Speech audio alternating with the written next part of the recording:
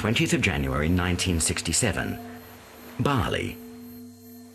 It was a pleasant way to spend a morning, with the chattering children laughing and shouting at the waves. We swam and picnicked. Dolog kept giving me secret smiles and languid glances. Last night he quietly arrived and stayed again, and to my slightly horrified delight, made passionate and expert love. 8th of February 1967, Bali. Dolog spent the night with me. I hope life will continue forever to offer me delicious surprises like Dolog, and that I will always be delighted and surprised. He goes about the act of love with a charmingly self-possessed grace, gaily, affectionately and enthusiastically, and in these matters he is very inventive and not at all sentimental, for all the caresses.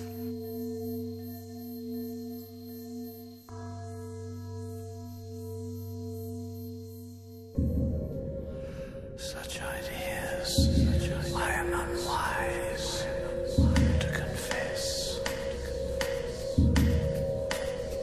Even here in this book.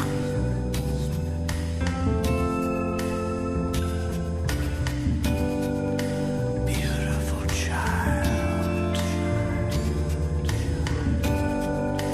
Beautiful land. So beautiful. Curious child.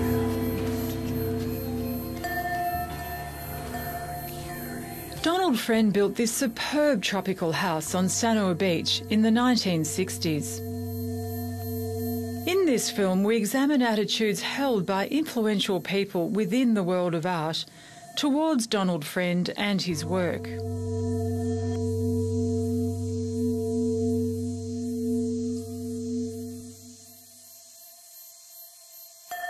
It may be reasonable or unreasonable, but you should not be happy and really enjoy.